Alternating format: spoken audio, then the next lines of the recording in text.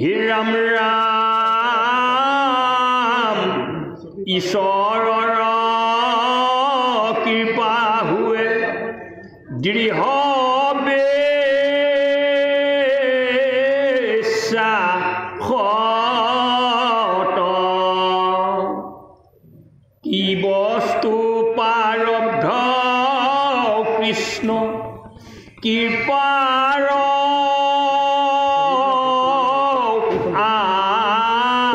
আগত হে ৰাম দৃঢ় ভক্তি ভস্ম কৰে যতে সংস্কাৰ প্ৰলয় নকৰে যেন আয়ুৰ বিচাৰ হে ৰাম কাৰো শত বৰ্ষকতো আজিও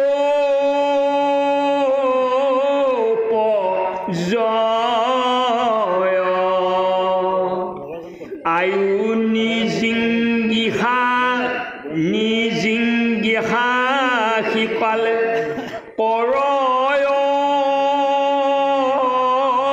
প্ৰলয়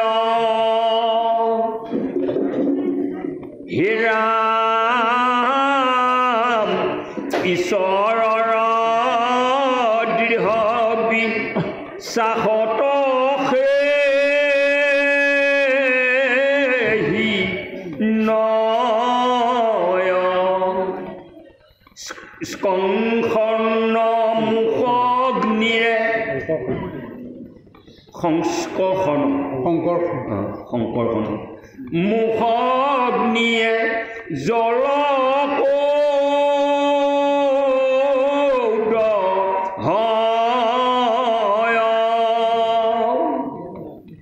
হে ৰাম শতবৰ্ষে জীৱা মৰে তাৰো সেহি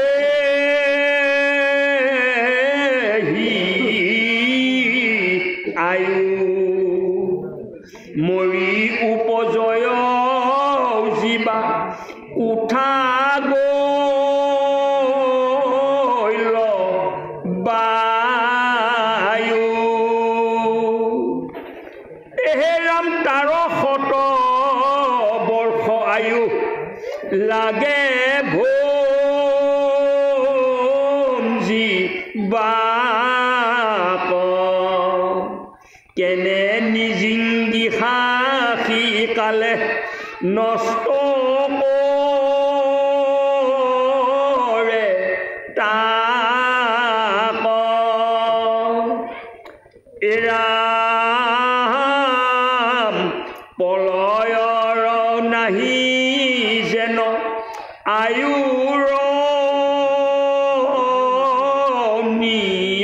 নিয়ম কাল আয়ু মূৰ ভক্তি দুয়ো এক সম হে ৰাম এই খানি তত্ত্ব কহি মই দেলো সীমা কাল আয়ু ভক্তি দুয়ো অৰ্ভুত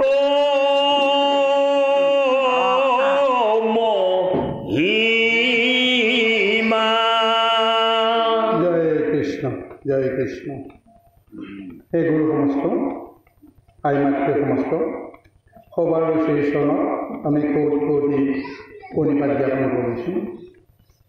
ইতিমধ্যে আমাৰ মহাগীতাৰ নৱম অধ্যায় পৰৱৰ্তী হৈ আছে আৰু এই নৱম অধ্যায়ৰ যিটো বৃহৎ অৰ্থ শিৰোনামতে বিশ্লেষণ কৰিছে ৰাজ বিদ্যা গুহ্যজ্যোতি। এতিয়া এই ৰাজবিদ্যা তাৰ গৈঘটন যিমানখিনি ৰহস্য কথা আমি আধ্যাত্মিকভাৱে আমি জানিব লাগে আৰু এইখিনি জনাৰ পিছত আমাৰ মনাত্মা আৰু জীৱাত্মাৰ মাজত এটা শুদ্ধ সম্বন্ধ গঢ়ি উঠিব। কিন্তু যদিহে আমি এই তত্ত্বখিনি আমি বুজি নাপাওঁ যে মনুষ্য জীৱন ধাৰণ কৰি আচলতে আমি কি কৰিব বিচাৰিছোঁ, আমাৰ ধৰ্ম কি, কৰ্ম কি, এই তত্ত্বটো বুজিবৰ কাৰণে আজি প্ৰভু ভগৱানে জ্ঞান যুগ, কৰ্মযুগ, সন্ন্যাস যুগ এই সমস্তৰ মাজেৰে গৈ এই বিভূতি যুগ ক'বলৈ যোৱাৰ আগমুহূৰ্তত প্ৰভু ভগৱন্তে কি ৰূপত ক'ত কেনেদৰে আছে তাক চিনিব পৰাকৈ আমাৰ নিজৰ মন বুদ্ধিক কেনেদৰে আমি সংস্কাৰ দিব পাৰোঁ এই তত্ত্বটো বিশ্লেষণ কৰিবলৈ গৈ এতিয়া পদত কৰিছে যে আমি এই সংসাৰত জন্মগ্ৰহণ কৰি নিজৰ মতে আমি কৰ্ম কৰিব নোৱাৰোঁ, নিজৰ মতে আমি ভাবিবও নোৱাৰোঁ। কোনোবাই আমাক ভবাই দিলে, কোনোবাই আমাৰ জৰিয়তে কিবা এটা কৰ্ম কৰায়। কিন্তু আমি নিজকে বুজিব লাগিব, জানিব লাগিব মই কৰা কৰ্মটো সঠিক হয় নে নহয়, মই কৰা কৰ্মটোৱে কাৰ উপকাৰ সাধন কৰিব, কাৰ অপকাৰ সাধন কৰিব। এই আত্মজ্ঞানটো আমি যদি উপলব্ধি কৰিব লাগে তেতিয়াহ'লে ৰহস্য তত্ত্ব কথা আমি জানিব পাৰিব লাগিব। আমি এইখন সংসাৰত জন্মগ্ৰহণ কৰিছোঁ বিভিন্ন ৰূপত, কোনোবাই ৰজাৰ ঘৰত, কোনোবাই প্ৰজাৰ ঘৰত, কোনোবাই সাধুৰ ঘৰত, সন্ন্যাসী ঘৰত, কোনোবাই দৈত্য দানৱ অসুৰ প্ৰকৃতিৰ লোকৰ গৃহত জন্মগ্ৰহণ কৰিছে। কিয় এটা শিশুৱে যাক দেৱ শিশু বুলি কোৱা যায়, এই শিশুটোৱে কি কাৰণত তেওঁ ৰজাৰ ঘৰত জন্ম হয়, কি কাৰণত প্ৰজাৰ ঘৰত জন্ম হয়, কি কাৰণত দস্যু দানৱৰ ঘৰত, ব্ৰাহ্মণৰ ঘৰত জন্ম হ'ব লগা হয়। আৰু জন্মৰ সূত্ৰে তেওঁৰ কৰ্মৰ যিটো ব্যৱস্থা এইখন সংসাৰত তেওঁ লাভ কৰিব লাগে, তাৰ পৰা আৰম্ভ হৈ যায় তেওঁৰ জীৱনত কি গতিৰে কৰ্ম কৰি কি ফল তেওঁ পাব। গতিকে এই তত্ত্বখিনি আমি বুজিবৰ কাৰণে গীতাৰ মাধ্যমে আমাক ক'বলৈ গৈছে যে আমি তিনিটা সংস্কাৰ আমি জন্মসূত্ৰে আমি লৈ আহোঁ। এই সংস্কাৰৰ পৰা আমি সহজতে মুক্ত হ'ব নোৱাৰোঁ। সেই সংস্কাৰকেইটা নাম দিছে আৰব্ধ, প্ৰাৰব্ধ, অনাৰব্ধ। এতিয়া আমি আৰব্ধ কাক কয়, প্ৰাৰব্ধ কাক কয়, অনাৰব্ধ কাক কয়। এই তিনিটা সংস্কাৰৰ মাজেদি আমাৰ আত্মজ্ঞান আমি আহৰণ কৰিব পাৰিব লাগিব। আত্মজ্ঞান মানে নিজৰ অন্তৰতে বিচাৰ বিবেচনা কৰি সঠিক বুলি যিটো সিদ্ধান্ত দিব পৰা ব্যৱস্থা, সেইটোকে প্ৰকৃততে আত্মজ্ঞান বুলি কয়। গুৰুৱে কিবা এটা জ্ঞান দিছে, শাস্ত্ৰই কিবা এটা জ্ঞান দিছে, সেই জ্ঞানটো আমি তাৰ তত্ত্বটো বুজিব নোৱাৰিবও পাৰোঁ, যাৰ যেনেকৈ মতি তাৰ তেনেকুৱাহে গতি। কোনোবাই একেটা শব্দকে ইমান সুন্দৰকৈ বুজাইছে, কোনোবাই বুজিছে, কোনোবাই তাৰ বিপৰীত অৰ্থ এটাহে বুজি গৈছে। তাকেই তেওঁলোকে ভাবিব পাৰে নাই গুৰুৱে এইটোকে কৈছে, কিন্তু প্ৰকৃততে তেওঁ বুজাত হয়তো শুদ্ধ হোৱা নাই, নিজেও গম পোৱা নাই, কিন্তু শুদ্ধ বুলিয়ে তেওঁ মানি লৈছে। কিয় হ'ব লগা হয়? তাৰ বিশ্লেষণটো এইটো যে আমাৰ আত্মজ্ঞান নাই, নিজক নিজে আমি বিশ্লেষণ কৰিব নোৱাৰোঁ কোনটো শুদ্ধ কোনটো ভুল। গতিকে এই তিনিটা সংস্কাৰ আমি জন্মসূত্ৰে লাভ কৰোঁ, কৰ্মসূত্ৰে সেই সংস্কাৰৰ জৰিয়তে আমি জড়িত হৈ পৰোঁ, আৰু তাৰ পিছতে ফলাফল ওলাই যায় তিনিটা সংস্কাৰৰ মাধ্যমেৰে আমি কৰ্ম কৰিবলৈ যাওঁতে আমি উচিত কৰ্ম কৰিলোঁ নে অনুচিত কৰিলোঁ, আমি জীৱনত আমি গতি দিব পাৰিলোঁ নে নোৱাৰিলোঁ, তাৰ তত্ত্বটো বুজিবলৈ পোৱা যায়। এতিয়া সেই বিশ্লেষণটো ইয়াৰ আগতে আলোচনা হৈছে, কিন্তু পদৰ লগত সম্বন্ধ ৰাখি যদি বিশ্লেষণটো অনা যায়, এতিয়া কৈছে যে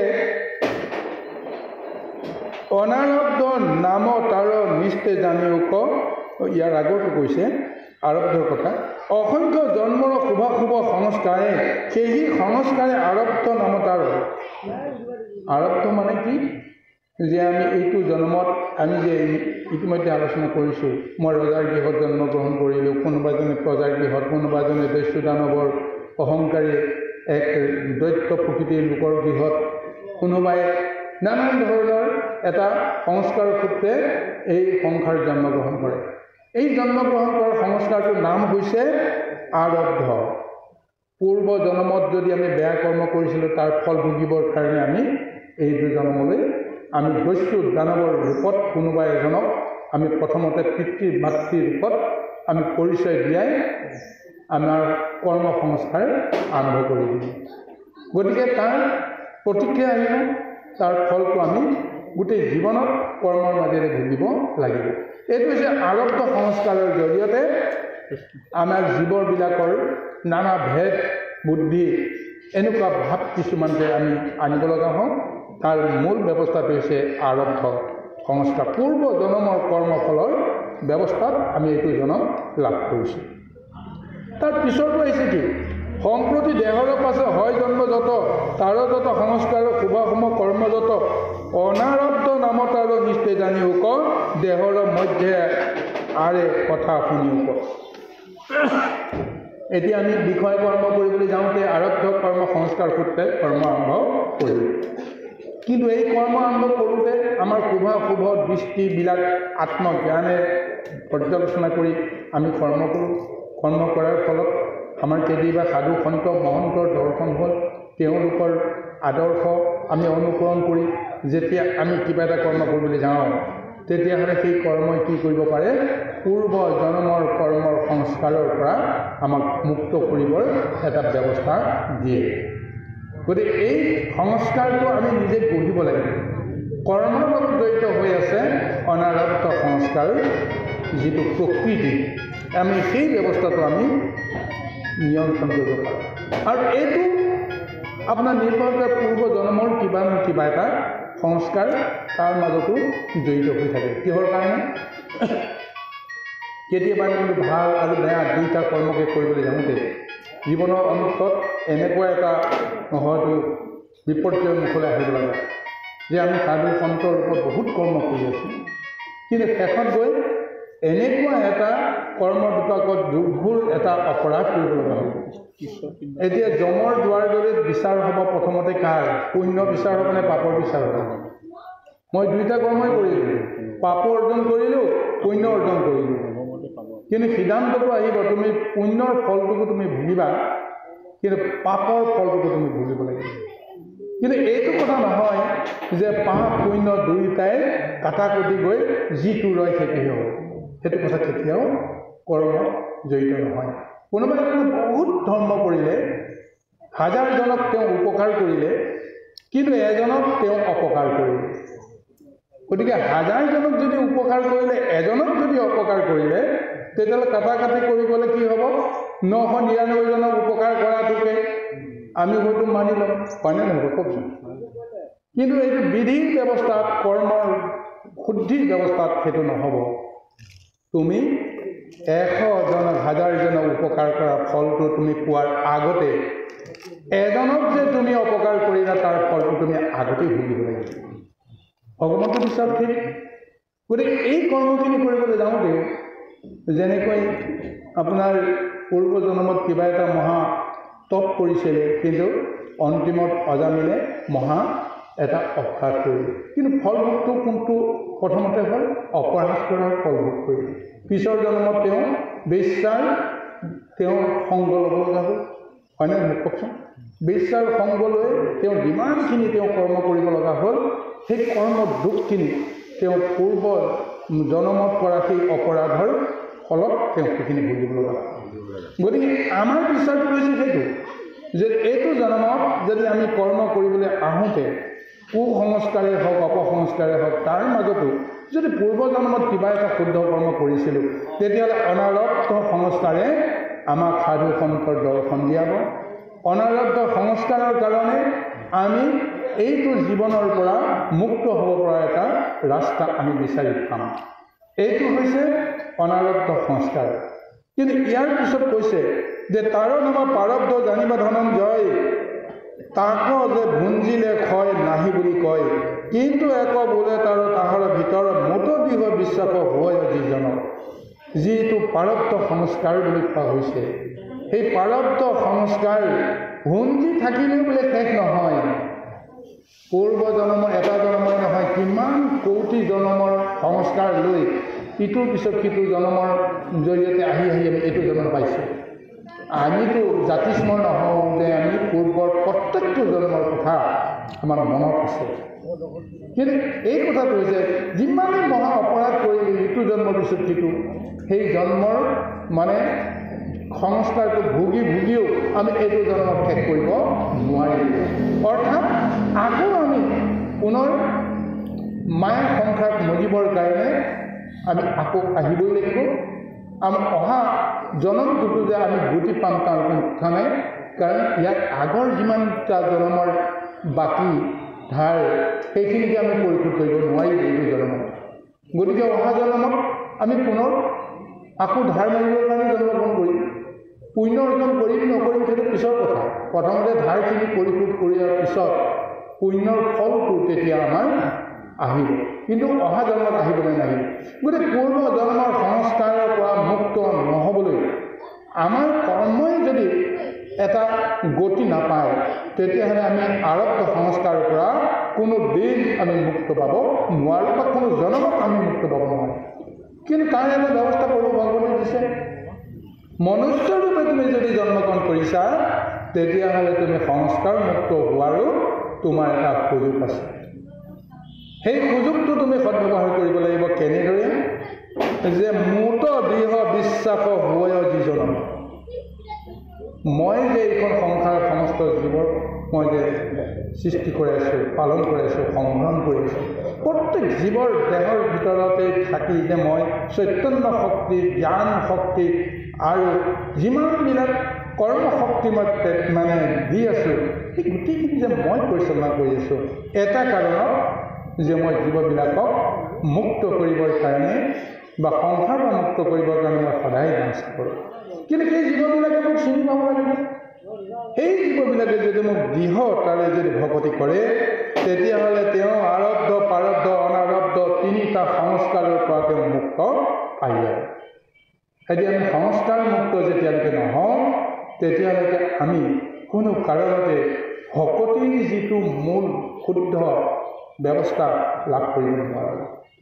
এতিয়া আমি যে মায়াত যে আমি জন্মগ্ৰহণ কৰিছোঁ আমাৰ সংস্কাৰ আছে, কিন্তু আমি সংস্কাৰৰ শুদ্ধ শব্দটো হৈছে যে শুদ্ধ ৰূপ দিব পৰা ব্যৱস্থাটো হৈছে সংস্কাৰ। কিন্তু প্ৰকৃতপক্ষে আধ্যাত্মিক তত্ত্বত সেইটো পোৱা নাই। কৰ্ম বাসনাই আমাক যেনেকুৱা এটা ব্যৱস্থাৰ মাজত ডুবাই ৰাখে তাৰ ফল ভোগাটো ব্যৱস্থাটো হৈছে সংস্কাৰ।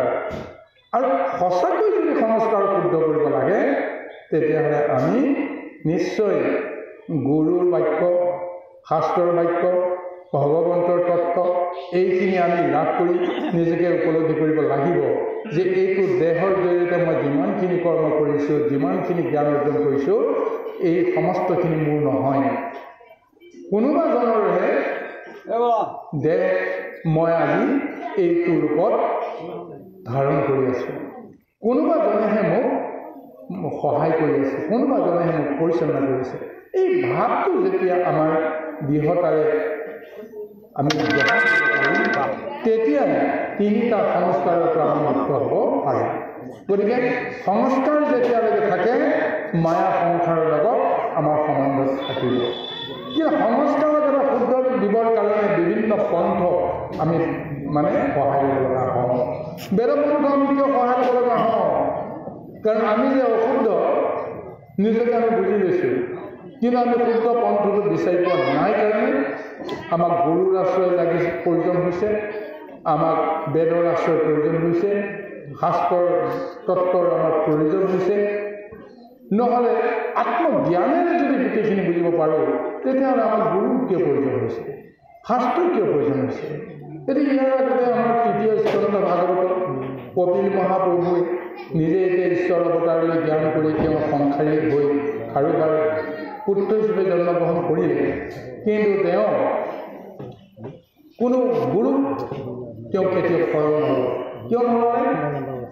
যে তেওঁ আত্মজ্ঞানেৰে সৈতে তেওঁ যিটো লৈ আহিছে সংস্কাৰ, গতিকে তেওঁ আনক বুজিব লগা নাই। আনক বুজিবৰ কাৰণে তেওঁ উপদেশ দিব বিচাৰিছে। মাতৃকে তেওঁ কৈছে যে তুমি মোক প্ৰথমতে ভজনা কৰা। গতিকে কপিলৰ প্ৰথম শিষ্যগৰাকী হৈছে কোন? তেওঁ নিজে মাতৃ। কিন্তু কপিলে জন্ম হৈ কোনো গুৰুৰ ওচৰত তেওঁ আশ্ৰয় গ্ৰহণ কৰা নাই। কথাটো হয়নে নহয় কওকচোন বাৰু? গতিকে ঠিক তেনেকৈ যদি আমি সেই আত্মজ্ঞানেৰে যদি নিজকে শুদ্ধ বুদ্ধি আমি যদি পূৰ্বজন্মৰ সংস্কাৰৰ পৰা আমি এক অৱতাৰী ৰূপ লৈ কৰ্ম কৰিবলৈ আহিছোঁ, তেতিয়াহ'লে আমাক প্ৰকৃতপক্ষে কোনো আধ্যাত্মিক গুৰুৰ প্ৰয়োজন নাই। কিন্তু লোককে দেখুৱাবৰ কাৰণে, মান্যতা এটা দিয়াবৰ কাৰণে, মই যে ঈশ্বৰ হওঁ এই কথাটো মই নিজ মুখে নোকোৱালৈকে মই আনক আশ্ৰয় কৰি আনৰ সংগী হিচাপে পৰিচয় দিয়াৰ লীলাখন কৰিবই লাগিব। সেইকাৰণে কৃষ্ণই গুৰু বুজিছে, সেইকাৰণে ৰামচন্দ্ৰই গুৰু বুজিছে। কিন্তু কপিলে জন্মৰ দিনাখনেই তেওঁক গুৰু বুজি ব্ৰহ্মাকে আদি কৰি সমস্ত দেৱকক গুচি গ'ল। জন্মৰ দিনাখনৰ পিছতেই স্বয়ং পিতৃয়ে তেওঁৰ ওচৰত গুৰু বুজিলে। গতিকে ইয়াৰ পিছত সেইজনে এজনৰ কাৰোবাৰ ওচৰত ভজনা কৰিব লগা আছিল। আমাক এই তত্ত্বটোকে ল'বলৈ কৈছে, যদি আমি সংস্কাৰী সূত্ৰে জন্মগ্ৰহণ কৰিছোঁ, এই জীৱনটোত যদি আমি সংস্কাৰ মুক্ত হ'ব বিচাৰোঁ, তেতিয়াহ'লে একান্তভাৱে দৃঢ়ভাৱে আমি ঈশ্বৰক ভকতি কৰিব পাৰিলে আৰব্ধ প্ৰাৰব্ধ অনাৰব্ধ তিনিটা সংস্কাৰৰ পৰা মুক্ত যেতিয়া হ'ব পাৰিম, তেতিয়া স্বয়ং প্ৰভু ভগৱন্তৰ লগত একাত্ম হ'বৰ কাৰণে আমাৰ বিশেষ একো নাথাকে। আজি অৰ্জুনে এই কথাটোকে এতিয়া বুজাই আছে যে তুমি যে আজি মোৰ লগত যে তৰ্ক কৰি আছা, তোমাৰ যুক্তিটোক তুমি শুদ্ধ বুলি এতিয়াও মোৰ ওচৰত তুমি মানে প্ৰয়োগ কৰিবলৈ তুমি বিচাৰিছা, কাৰণ এটাই, তুমি এতিয়াও সংস্কাৰ মুক্ত হ'ব পৰা নাই। এতিয়াও তোমাৰ অনাৰব্ধ সংস্কাৰ আছে, আৰব্ধ সংস্কাৰ আছে, প্ৰাৰব্ধ সংস্কাৰ কম বেছি পৰিমাণে আছে। কিন্তু মই স্বয়ং ঈশ্বৰ প্ৰভু ভগৱন্ত মোক দৃঢ় কৰি লোৱাৰ পিছত তুমি সমস্ত সংস্কাৰৰ পৰা মুক্ত হ'ব পাৰা। এইকাৰণে এই তত্ত্বটো তেওঁৰ আগত প্ৰদান কৰি গৈ আছে যে এইখিনি সময়ত ভুল শুদ্ধ বিচাৰ বিশ্লেষণ কৰাৰ সময় নাই। কাৰণ সেই বিশ্লেষণৰ এটা পৰ্যায় থাকে। অগ্নি জালত যেতিয়া আপুনি পৰিব, আপুনি সেই সময়ত অগ্নি কেনেকৈ নিৰ্বাপিত কৰিব লাগে, তাৰ শক্তিটো তোমাৰ আছেনে নাই, তুমি নিজকে প্ৰথমতে জানিব লাগিব। যদি নাই, তুমি দিশহৰা হ'ব নালাগিব। তোমাক উদ্ধাৰ কৰোঁতা কোনোবাজন আছেনে নাই, তুমি এই জ্ঞানটো যদি ল'ব পাৰা, তেতিয়াহ'লে তুমি এই সংসাৰৰ পৰা, সেই সংকটৰ পৰা তুমি মুক্ত হ'ব পাৰিবা। এতিয়া তোমাৰ চক্ৰবেদীৰ মাজত দ্ৰোণাচাৰ্যকে আদি কৰি সমস্তবিলাকে, এতিয়া ভীষ্ম, দ্ৰোণাচাৰ্য, কৃপাচাৰ্য, এই তিনিজন গুৰুৱে এতিয়া তোমাৰ আগুৰি ধৰিছে মায়া জালত পেলাই। এতিয়া তুমি যদি কোৱা যে মই যুদ্ধ নকৰোঁ, তেতিয়াহ'লে নহ'ব। তুমি এই ক্ষণত তুমি এই যুদ্ধ জয় কেনেকৈ কৰিবা, তুমি এই তত্ত্বটোহে তুমি উপলব্ধি কৰিব লাগিব। এইকাৰণে অৰ্জুনে কৈছে, মই তোমাৰ লগত এনেই অহা নাই, মই নিৰস্ত্ৰ হিচাপে থাকিও তোমাৰ লগত মই এনেই থকা নাই। কাৰণ তুমি আৰু মই প্ৰকৃততে এক বুলি তোমাক মই জনাই দিবলৈ আহিছোঁ। নহ'লে এই কৰ্মটো কৰিবৰ কাৰণে মোৰ বেছি সময় নালাগে। এই 18 সৈনিকে সেনা মাৰি শেষ কৰিবৰ কাৰণে বিশেষ এক মুহূৰ্তৰ প্ৰয়োজন আছে। মোৰ এটা ইংগিততে সমস্ত সম্ভৱ হয়, কিন্তু সেইখিনি কৰ্ম কৰিবলৈ মই এইকাৰণে যোৱা নাই, কাৰণ তোমাকো মই নিজৰ পৰিচয়ৰ সম্ভেদ দিয়াব লাগিব। এইকাৰণে তোমাৰ মোহ যিটো অহংকাৰ আছে, সেইখিনি অহংকাৰ তুমি যেনেকেই নহওক গুচাব পাৰিব লাগিব। আজি এই তত্ত্বটোকে কৈ আছে, সমস্ত কৰ্ম ধৰ্ম ত্যাগ কৰি তুমি মোৰ কথা মানি লোৱা, মোক দৃঢ়তাৰ জ্ঞান কৰা। মোক মনুষ্য জ্ঞান তুমি এই মুহূৰ্তটো তুমি কৰি আছা, কিন্তু তুমি মনুষ্য জ্ঞানটো তুমি ত্যাগ কৰিব লাগিব। কাৰণ মই সৰ্বময় কৰ্তা এতিয়াও তুমি বুজি পোৱা নাই। বসুদেৱৰ পুত্ৰ, মামাৰ পুত্ৰ, মোৰ সখী, এই বিষয় সম্বন্ধৰে তুমি মোক চিনি আছা কাৰণে মোৰ লগত তৰ্ক কৰি আছা। গতিকে এই সংস্কাৰ কথা এটি কৈ আছে। বাৰু গুৰুসকল, ইয়াৰ পিছত আমি কৃষ্ণ। হয় প্ৰভুজন, মোৰ অকণমান সংকোচ লাগি গ'ল কেইটামান কথা। হয় প্ৰভু, হয় হয়, মই সিমানখিনি ঢুকি নাপাওঁৱে। জয় কৃষ্ণ। তথাপিও যিকণ ঢুকি পাইছোঁ, এই আৰব্ধ সংস্কাৰ তাৰ ফলতহে বৰ্তমান আৰব্ধ বুলি কৈছে, সেইটো অনাৰব্ধই হ'ব লাগে। আৰব্ধটোৰ পিছত অনাৰব্ধ। অনাৰব্ধ নহয়, অনাৰব্ধ হ'ব লাগে। অনাৰব্ধ হ'ল বৰ্তমানৰ সংস্কাৰ। বৰ্তমানত যিখিনি পাই আছোঁ সেইখিনি হ'ল পূৰ্বজন্ম সংস্কাৰৰ কাৰণে বৰ্তমান অনাৰব্ধ সংস্কাৰ পাইছোঁ। এতিয়া আৰব্ধ সংস্কাৰত আমি ভৱিষ্যতে যিটো পাম, এতিয়া এই তিনিওটাকে আপুনি ত্যাগ কৰিব কৈছে। তিনিওটাকে ত্যাগ কৰি বৈকুণ্ঠলৈ যোৱা ৰাস্তাটো সুগম কৰিব দিছে। মই এইটো কথা বুজি পোৱা নাই। এতিয়া পদত স্পষ্টকৈ উল্লেখ কৰিছে, ইয়াত আমি নিজৰ মত কেতিয়াও আমি ব্যৱহাৰ কৰিব বিচৰা নাই। পদত যিটো বিশ্লেষণ আনিছে সেইটোৱে। এতিয়া কথাটো হৈছে কি যে আপুনি যিটো চিন্তা কৰিছে বা আপুনি যিটো বুজি পাইছে সেইটোও আমি ভুল বুলিও নকওঁ যে আৰব্ধ সংস্কাৰৰ সূত্ৰে আমি এইটো জনম পাইছোঁ। এক নম্বৰ কথা, অনাৰব্ধ সংস্কাৰৰ জৰিয়তে আমি এইটো জন্ম শুদ্ধ হ'ব পাৰিম নে আকৌ আগৰ সংস্কাৰৰ লগত আৰু কিছু যোগ দি আমি আকৌ ভৱিষ্যতৰ মানে সংস্কাৰ আমি ভুগিব লাগিব। এই ব্যৱস্থাটোকে আমি হয়তো যাব লাগিব। গতিকে সেইকাৰণে কৈছে সেইটো হৈছে প্ৰাৰব্ধ, যে আমি এইটো জন্মত যিটো কৰ্ম কৰিছোঁ তাৰ ফল ভুগিবৰ কাৰণে আমি আৰু এটা জন্মলৈকে আমি আহিব লাগিব। কাৰণ এইটো জন্মত যদি আমি শুদ্ধ কৰ্ম কৰিছোঁ তেতিয়াহ'লে শুদ্ধ এটা ৰূপ আমি পিছৰ জন্মত পাম। কিন্তু এইটো জন্মত যদি আমি আগৰখিনিকো শুদ্ধ কৰিব নোৱাৰিলোঁ, আগৰখিনিৰ ওপৰত যদি আৰু অকণমান বেছিকৈহে আমি সু সংস্কাৰ আমি যদি সংযোগ কৰিলোঁ, তেতিয়াহ'লে প্ৰাৰব্ধ সংস্কাৰ কৰোঁতে এইটো জন্মত আমি যিটো এটা উচ্চ এটা জীৱৰ স্থানত আমি উপনীত হৈছোঁ, যেনেকৈ আমি মনুষ্য জীৱ, কিন্তু আমি পৰৱৰ্তী সংস্কাৰত আমি হয়তো মনুষ্য জীৱনৰ পৰাও স্খলিত হোৱা আমি কীট পতংগ বা অন্যান্য জীৱলৈকে আমি যাব লাগিব। আৰু কিবা কাৰণত যদি এই সংস্কাৰটো যদি অতি শুদ্ধভাৱে আমি কৰিবলৈ যাওঁতে সম্পূৰ্ণ সংস্কাৰমুক্ত হ'ব নোৱাৰিলোঁ, আশা আকাংক্ষা বাঞ্ছা ইত্যাদি ইত্যাদি ব্যৱস্থাৰ মাজেৰে আমি জীৱন ত্যাগ কৰিলোঁ, তেতিয়াহ'লে অহা জনমত এইটো জনমতকৈ আমি হয়তো উচ্চ ঠাইত আমি জন্মগ্ৰহণ কৰিম। গতিকে এই সংস্কাৰ থকালৈকে আমি সংসাৰৰ লগত আমাৰ সম্বন্ধ থাকিব। কিন্তু আমাক এই কথাটো প্ৰভু ভগৱানে কৈছে যে জীৱই কেতিয়া মুক্তি পাব, সংসাৰৰ পৰা মুক্তি কেতিয়া পাব, সংস্কাৰৰ পৰা তেওঁ মুক্ত হ'ব পাৰিব লাগিব। কিন্তু সেই ব্যৱস্থাটো কেতিয়া হ'ব, মোক যদি তুমি দৃঢ়তাৰে জ্ঞান কৰি মোক যদি দৃঢ়তাৰে ভকতি কৰা, তেতিয়াহ'লে জন্ম জন্মান্তৰৰ ওপৰত তুমি সংস্কাৰ মুক্ত হ'ব পাৰিবা আৰু ভৱিষ্যতলৈ আৰু জন্ম ল'ব লগা কোনো প্ৰয়োজন নাথাকে। এই তত্ত্বটোৱে সেইখিনি ক'বলৈ গৈ আছে। চাৰ্জৰ লগতে আমি অকণমান হয়, আমাৰ যদিও আমি সংস্কাৰ বিষয়ে কৈ আছে, হয়তো আধা সংখ্যক আমাৰ উপস্থিত ভক্তবৃন্দ হয়তো বুজি পোৱাত অকণমান অসুবিধা হ'ব পাইছেও, কিছুসকলে অলপ জটিল আছে। এতিয়া সংস্কাৰ বুলিতে আমাৰ কি শুদ্ধি হোৱা কেনেকৈ শুদ্ধিব? আমাৰ জন্মৰ পৰা যেতিয়ালৈকে আমাৰ জ্ঞান আৰ্জন নহয়, সেই সময়খিনি হৈছে আৰব্ধ কাল। আৰব্ধ কালত আমাৰ কি হয়, কোনো প্ৰকাৰ আমাৰ জ্ঞান অৰ্জন নহয়। কেনেকৈ ভক্তি কৰিব লাগে সেইখিনি কেতিয়াও আহি নপৰে। সেইটো হৈছে আৰব্ধ। আৰু প্ৰাৰব্ধটো তাৰপিছতে প্ৰাৰব্ধটো হৈছে পূৰ্বজন্ম। প্ৰাৰব্ধটো কেনেকৈ হ'ল, আমি অনাৰব্ধত যেতিয়া গুৰু সংস্কাৰমুখী হোৱাৰ পিছত যেতিয়া ভকতি পথত আগবাঢ়ি তেওঁ জ্ঞান অৰ্জন সম্পূৰ্ণ কৰিব পাৰিব, তেতিয়া সেই জ্ঞানৰ দ্বাৰা কি হ'ব, তেওঁ সম্পূৰ্ণ ভগৱন্তৰ লগত মানে একাত্ম এটা হৈ থাকিব পৰা ক্ষমতা পায়। তাৰপিছত সেইখিনি ক্ষমতাই পৰজন্মত তেওঁ কি হয়, সঞ্চিত হৈ থাকে।